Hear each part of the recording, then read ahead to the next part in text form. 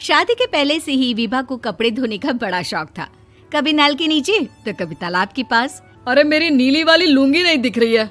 विभा की अम्मा, कहाँ रखी है लुंगी? अरे वो तो विभा ने परसों ही धोकर रखी थी आपकी अलमारी में, देखो वहीं होगी। वो ना मैंने आज धो दी, मुझे लगा कि गंदी हो गई होगी। अरे कैसे गंदी हो गई थी? उसे तो मैंने पहना भी नहीं। हे भगवान, इस लड़की के कपड़े धोने की आदत से परेशान हो गया हूँ मैं। जितना तो घर में राशन नहीं आता उससे कहीं ज्यादा डिटर्जेंट पाउडर का खर्चा है। इसकी शादी करवा दो, शादी जाए अपने घर में ही करे काम, फिर चाहे घर के कपड़े धोने हो या पूरे गांव के। हाँ ठीक बोल रही हूँ, देखता हूँ मैं कोई लड़का। वो दिन भी आ जाता है जब विभा को देखने लड़के वाले आ जाते हैं। लड़की मुझे अच्छी लगी। होने वाली सास कहती है, बेटी अगर कुछ पूछना है तो पूछ लो। वैसे तो हमारी लड़की बहुत ही शर्मीली है, जो बोल दो वो मान लेती है, इसे क्या पूछना होगा। अरे कैसी बात कर रही हो माँ, मुझे इन लोगों के घर रहना है, सवाल तो कई है। हाँ हाँ बेटा, पूछ लो ना, क्या पूछना है। आप लोगों के घर कपड़े कौन धोता है? सास का मुंह बन जाता है।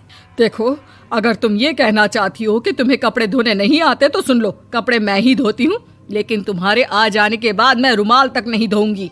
अरे चुप रहना भाग्यवान, बहू बेचारी घर आई नहीं, उसे डराना शुरू कर दिया। वो क्या है ना बिटिया, अभी तक तो ये कल्लू की माँ ही धोती थी, लेकिन अब तुम्हारे पापा तो दहेज में वॉशिंग मशीन देंगे ही। तभी विभा की माँ बोल पड़ती है, सवाल भी पूछा तो क्या। वैसे भाई साहब, मशीन की तो फिर भी कपड़े धोने की कैपेसिटी होती है, मतलब जो बिटिया दे रहे हैं ना विभा, इसे कपड़े धोने का बहुत शौक है। ये आप लोगों के क्या आस पड़ोस गांव मोहल्ले सबके कपड़े धो दे और उफ तक ना करे।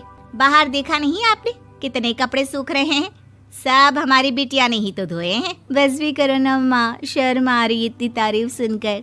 और तो और एक दाग निकाल कर दिखाओ तो मान जाऊं। हाँ अच्छा अच्छा, माफ करना बेटा, मैंने गलत समझा, हमें तो रिश्ता बहुत पसंद है। और ऐसे जुड़ जाता है रिश्ता कपड़े धोने का शौक रखने वाली विभा का। उसकी शादी हो जाती है कोयला फैक्ट्री में काम करने वाले कल्लू के साथ। शादी के बाद अचानक विभा चिल्लाती हुई सास के पास आती है। सासू माँ, अरे सासू माँ कहाँ है आप?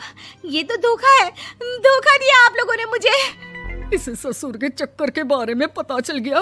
अरे तो उसमें तुझे क्यों धोखा मिला है? अरे नल में पानी नहीं आता, कपड़े कैसे कब धुलेंगे? अच्छा अच्छा, तू पानी नहीं आ रहा उसकी बात कर रही है। तो आपने क्या सोचा? कुछ नहीं। अच्छा, तेरी माँ ने कहा था कि कपड़े धोने का शौक है तुझे, याद आया मुझे।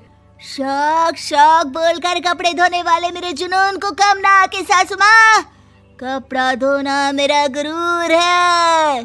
तभी पति भी वहाँ आ जाता है। अभी अभी मैंने इसे सनी देओल की फिल्म दिखाई है, उसी के डायलॉग मार रही है माँ। अच्छा सुन, साफ साफ बता रही हूँ, पानी सुबह 4 से 6 और शाम को 10 से 12 आता है, समझी? विभा टाइमिंग सुनकर हैरान हो जाती है। ये क्या भूतों का मोहल्ला है? सुबह 4 बजे उठकर कौन कपड़े धोता है? 4 बजे टंकी में पानी जाता है, फिर सारा दिन धोना ना, किसने मना किया?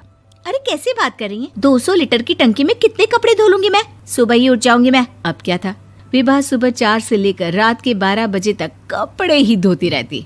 एक रोज सास पड़ोस से निकलकर कहीं जा रही होती है कि साथ वाली कहती है, हाँ कल्लू की माँ, जरा ये बताओ कि 2 साड़ी है, 2 ब्लाउज और एक पेटीकोट और एक नाड़े वाला लंबा कच्छा। हाँ तो? अरे तो क्या, कितना लोगी धुलाई ये बताओ। धोबन दिख रहे हैं हम क्या? हमारे पति सरकारी नौकरी से अभी अभी रिटायर हुए हैं और बेटा सुपरवाइजर है कोयला फैक्ट्री में। धोबन समझ रखा है हमें। हाय रे कल्लू की अम्मा, माफ कर दो, वो तो मोहल्ले में यही सब बता रहे थे कि तुमने बहू को कपड़ा धुलवाने के काम में लगा दिया है। सास को पड़ोसन की बात सुनकर गुस्सा आ जाता है। वो घर पहुंचती है जहां घर के बाहर ही इतने सारे कपड़े सूख रहे होते हैं जितने कि किसी धोबन के घर पर। अरे ओ कल्लू की दुल्हन, बाहर निकल। माँ जी यहीं आ जाओ, बाथरूम में चादर धो रहे हैं हम। अरे अभी हम धोते हैं, तुमको बाहर निकलो। ये आस पड़ोस वाले बोल रहे हैं कि हम बहू से कपड़े धुलवा धुलवा कर उसे कपड़ा धोने वाली बना दिए हैं। अरे छोड़ो ना माँ जी, किन लोगों की बातों में आती हो? आस पास के लोगों का तो काम ही होता है कि वो किसी तरह सास बहू को लड़ा दे। बहू सारे घर के कपड़े धोती है, ये क्या कम है? बोलिए। सास को भी लग जाता है कि वो बहू का ये सनकीपन नहीं छुड़वा सकती, इससे अच्छा है कि खुद ही चुप हो जाए।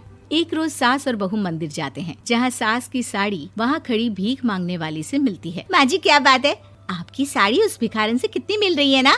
हाँ हाँ, देखो तो दोनों की साड़ी मिल रही है। क्या बात है कल्लू की अम्मा, तुम खुद को तो अफसर की बीवी बताती हो और ऐसी सिंपल सी प्लेन साड़ी पहनकर घूमती हो। सिंपल और प्लेन नहीं है ये साड़ी। तो क्या सोने के धागे से फूल बने हैं?